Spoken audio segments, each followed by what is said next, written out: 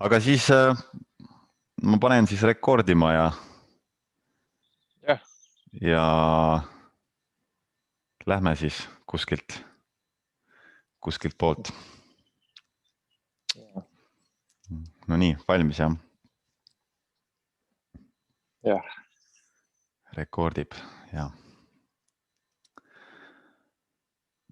Tervitus kõigile, Martin taaskord siin ühenduse tiimist ja oleme tegemas taaskordset laivi. Ja täna on meil kahjuks kokku ei olnud võimalik saada, kuna Madis on Lõuna-Eestis ja mina olen siin Tallinnas ja teeme siis Zoomi vahendusel, aga seekord on siis külas Madis Meister, kes on meil tegemas festivalil siis ka vist, kas oled ühte või kahte töötuba tegemas, eks ju? Ja tere! Tere! Võib-olla alustamegi, et räägi põgusalt endast, et kuidas sa oled jõudnud selleni, mida sa teed praegu ja mis kasu sina sellest nagu enda jaoks oled tundnud? Jaa, Team of Method on jah selline hästi oluline osa minu elust viimased 3 aastat, isegi nüüd juba rohkem isegi. Et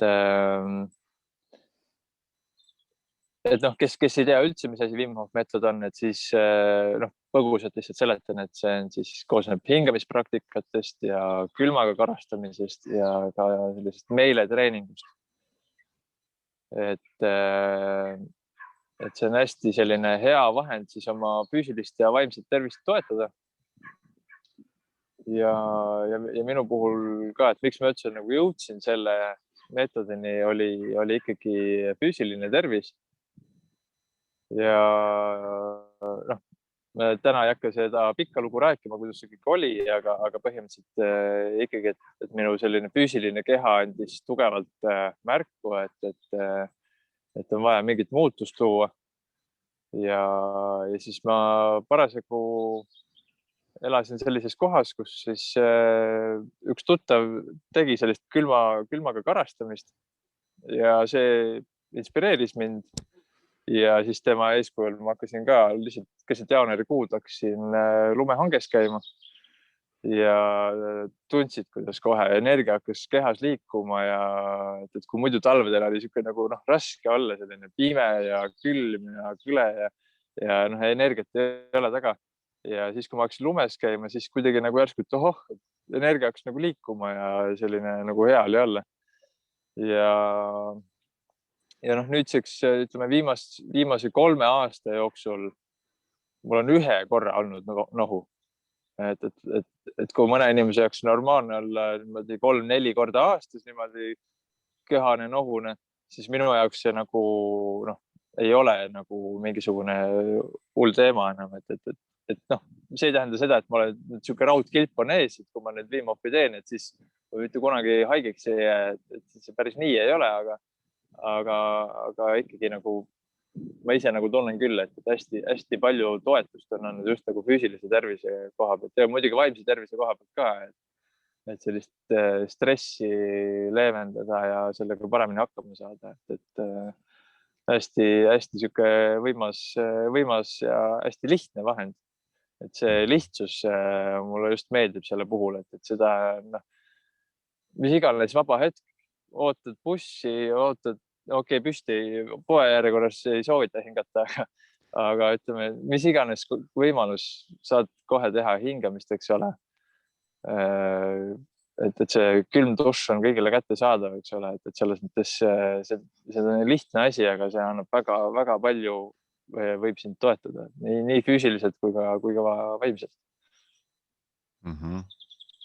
Jah, see mind nagu paelub ka just kogu selle meetodi juures, see nagu lihtsus, et lihtsalt hingad ja lähed, võtad vastu selle külma kogemuse ja kuidas see nagu toob täielikult välja igasugustest mõtetest,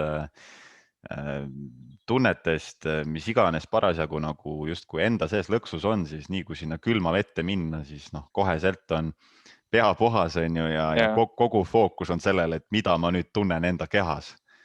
Et see on nagu hästi äge.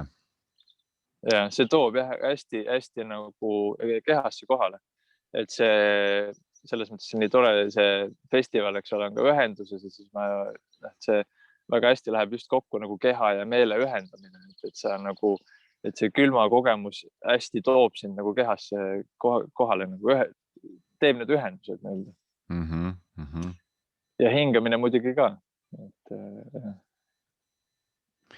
Aga miks inimesed võiksid nagu siis rohkem huvi tunda kogu selle meetodi, Wim Hof meetodi ja üleüldse hingamise olulisusest ja nagu, miks nad võiks selle külma kogemuse ka nagu enda ellu võtta? Ja seal on hästi palju on kasutegureid ja muidugi igale inimesel see miks võib olla väga erinev. Kes tahab lihtsalt oma igapäeva sellist energiat tõsta, kellel on reaalselt mingisugune füüsiline vajavus või emotsionaalne, et ka paljud depressioonis inimesed näiteks on saanud palju abi Wim Hof meetodist. Aga muidu see hingamine ja külmaga karastamine, et see kõige suurem mõju on siis immuunsussüsteemile, et põgusalt sellest ka juba rääkisin, et see nagu aitab sul tasakaalustada oma immuunsussüsteemi ja ka näiteks inimesed, kellel on mingid autoimmuunhaigused, kus ongi see immuunsussüsteem on nagu jutumärkides liiga tugev, et ta hakkab oma iseenda keha ründama, siis nende hingamistega sa saad selle uuesti tasakaalu tagasi tuua. Et minu meelest see on hästi oluline selline asi, mis nagu oluline vahend, mida saab inimestele pakkuda, kellel juba on mingi probleem, aga kellel õnneks veel ei ole, siis see aitab ka nagu hoida sellises mõnusas konstantses nagu voos, et sul ei tekiks mingisuguseid suuremaid probleeme.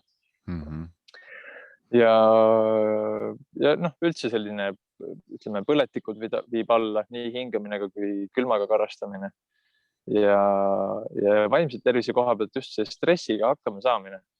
Et see on minu meelest küll hästi palju nagu mul ka nagu aidanud kuidagi nagu tasakaalustada seda, et kui mul on mingisugune stressirohke olukord, siis juba see, et ma olen tegelenud hingamisega, siis see aitab mul kuidagi nagu teadvustada oma hingamist ja siis ise nagu kontrollida oma seisundit. Et see hingamine on kõige kiiremaid ja kõige lihtsamaid viise, kuidas oma sellist sisemist seisundit muuta ja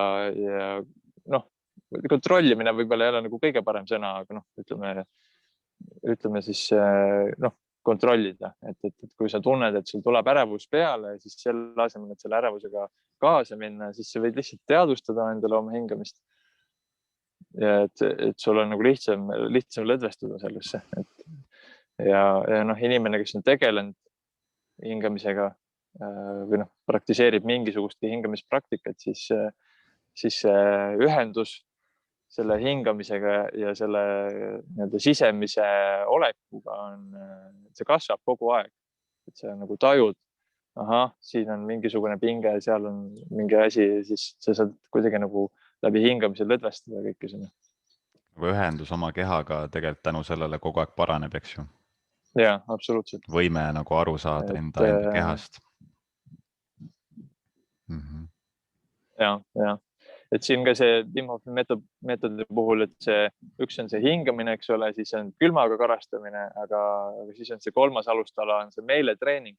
Et see meeletreening tegelikult nagu mingis mõttes ongi just see sisemine fookus ja et see tegelikult on hästi oluline. Et kui sul sisemist fookust ei ole, sa ei suuda keskenduda ja sa hüppad külma vette, siis sa oled sealt kohe 5 sekundiga väljas ka. Et selles mõttes tegelikult see on ka nagu hästi oluline osa sellest, aga läbi siis praktiseerimise sa kogu aeg nagu arendad seda sisemist taju, et varba otsast pealaeni sa hakkad nagu tajuma palju paremini oma keha ja ka kuulama oma keha. Et ka Wim Hof meetod tegelikult ei ole nagu selline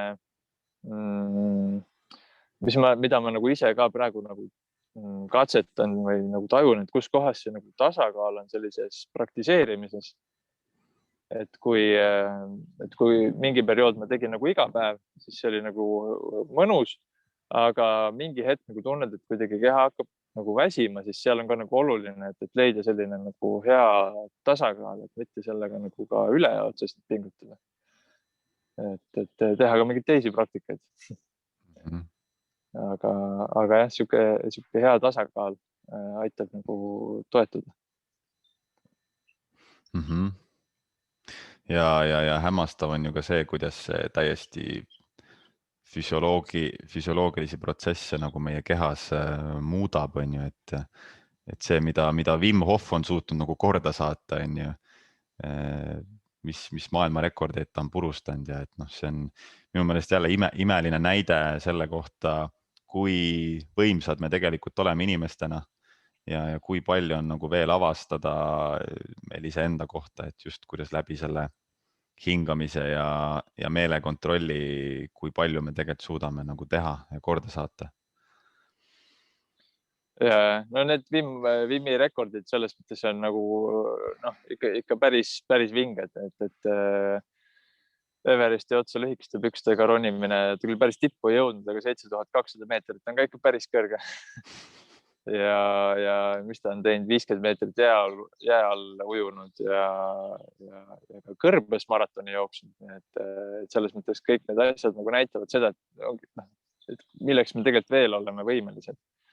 Et niimoodi vaikselt nagu katsetades, tajudes oma hingamist, seal külmas käies sa nagu õpid oma keha tundma ja ka piire avardama. Et minu enda jaoks ka, et kunagi ma arvasin ka, et kui sa oled kuskil jääaugus, siis mingi 2 minutit, siis sa oled kutapiilu, eks ole. Aga nüüd mul on teine kogemus, et ma võin olla 10 minutit seal jääaugus ja tuled välja ja kõik on hästi. Et muidugi eks ole, see ei ole ka selline nagu, et umbes ma ei tea, peol hüppan jääauku ja olen 10 minutit, eks ole. Muidugi sellele eelneb ettevalmistus ja ka pärast taastumine, eks ole. Aga lihtsalt see uskumuse ümberpööramine, et mis tegelikult võimalik on ja siis see kogu aeg nagu avardab oma piiri. Ja muidugi Wim on, eks ole, teinud igasuguseid ägedaid rekordeid ja siin võib-olla selles mõttes tuleb nagu väike vahe nagu sisse teha või mitte väike, aga nagu teadlikult eristada seda, et Wim Hof, eks ole, kes on 40 aastat praktiseerinud neid tehnikaid, karastanud ennast, teeb igasugu rekordeid ja siis on Wim Hof meetod, et see meetod ei ole selles mõttes, selle meetodi eesmärk ei ole hakata püstitama rekordeid. Et kui Wim võib istuda seal, tal isiklik rekord on, mis oli 1 tund 53 minutit olla jäävannis, eks ole, siis see ei ole nagu see ei ole meetodi eesmärk. Et muidugi sellega võid saavutada sellise nii-öelda kontrolli, aga see ei ole nagu omaette eesmärk. Selle meetodi eesmärk selline on ikkagi nagu sellist igapäeva energiat ja füüsilist ja vaimset tervist toetada. Et siin on ka nagu oluline, et inimesed, kes hakkavad seda praktiseerima, et nad ei hakkaks nagu, et see on hästi nagu kehapõhine, nagu keha kuulamine on see eesmärk. Et see ei ole nagu, see ei ole rekordite nagu purustamiseks. Mõnel võib muidugi olla see eesmärk, aga see ei ole meetodi eesmärk otseselt. Ja, just.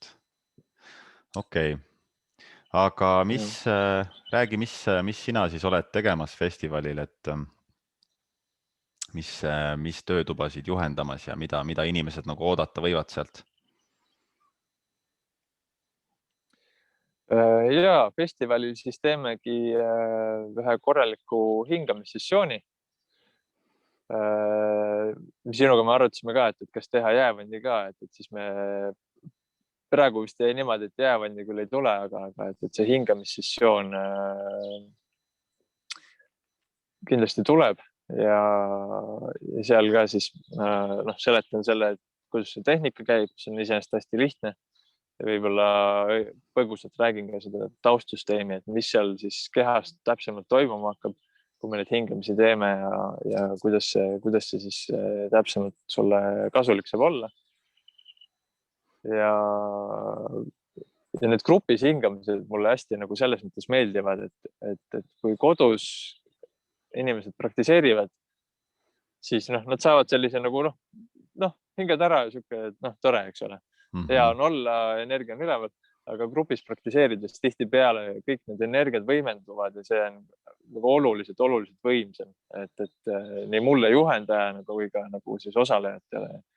Mõni on öelnud isegi, kui me oleme grupis teinud nagu online'is, et siis isegi see juba nagu võimendab olulisel määral seda kogemust.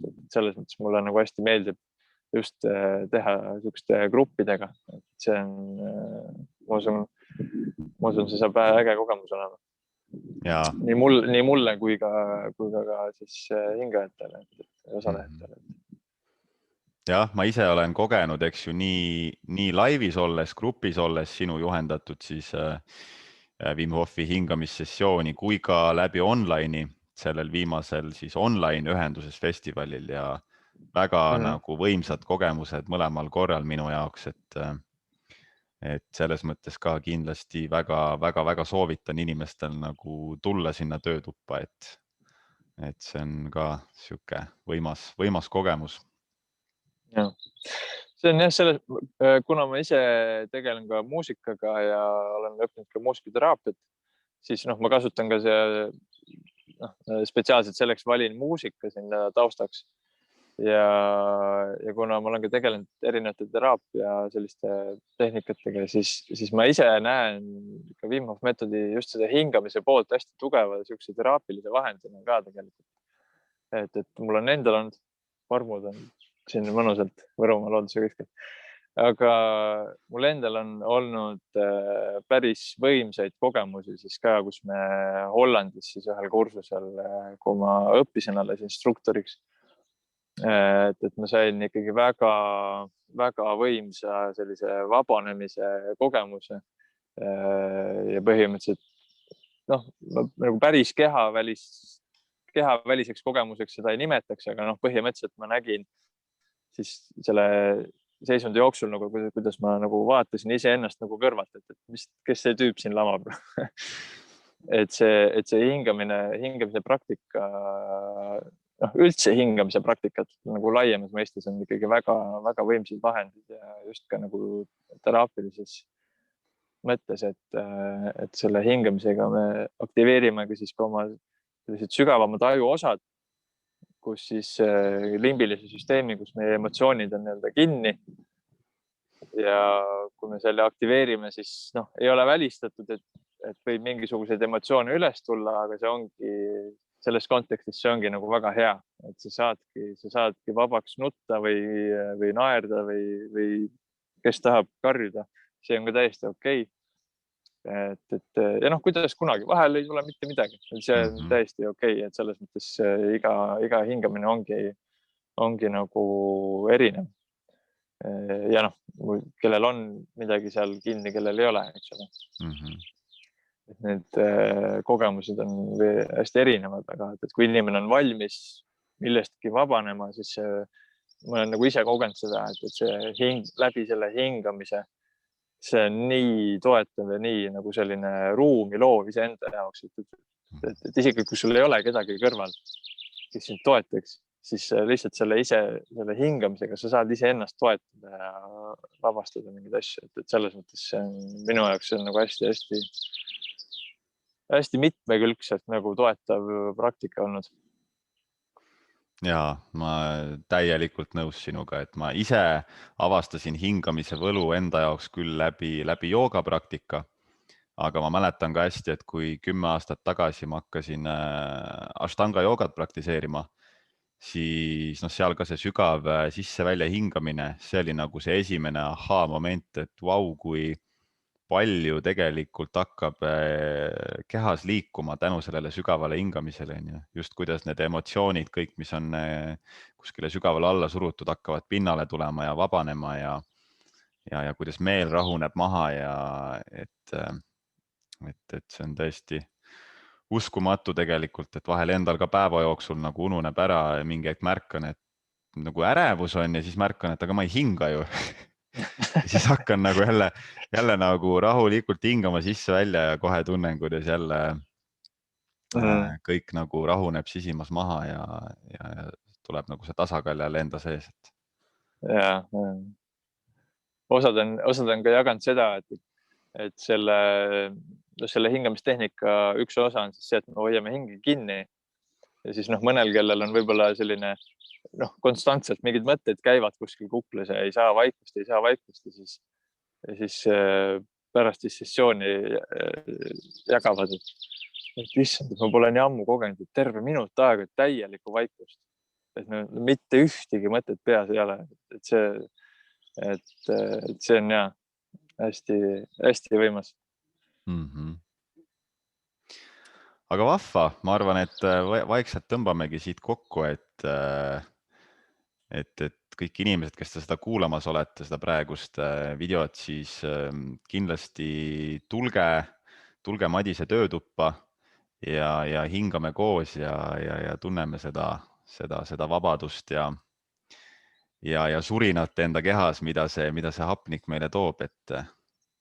Ja kui sa ei ole piletit veel soetanud, siis vaata www.ühenduses.ee, seal on kenasti olemas meil kõik info erinevate töötubade kohta ja sealt leiate ka lingi siis pileti ostmiseks. Nii et väga loodame teid kõiki näha festivalil. On sul, Madis, ka veel viimaseid asju, mis tahad inimestele öelda või südamele panna? Eks ma usun, see sõna ühendus võib-olla on niisugune nagu, mulle nii meeldib selle festivali nimi, et see ühendus oma kehaga, ühendus oma meelega, et see ei oleks selline festivali teema ainult, vaid et see võiks olla selline igapäevane praktika ja ma usun, et sel festivalil kõik, mida seal pakutakse, et kõik need asjad ongi sellised, mida mis kellele sobib, eks ole, aga igalühel on seal midagi, mida nagu enda igapäevaellu kaasa võtta ja luua seda ühendust igapäevaselt. Et lõppkokkuvõttes see ju tegelikult on kõige olulisem, mida me teeme iga päev. Täpselt. Igal juhul mina siis loodan, et saan omalt poolt pakkuda mingisugust väikest praktikat, mida siis integreerida oma ellu ja toetada iseennast. Väga super. Väga ootan igal juhul. Ja me ka. Aga vahva, et loodame, taas kord ütlen, et teid kõiki näeb festivalil ja olge mõnusad. Tšau. Tšau. Nii, panen recordingu kinni.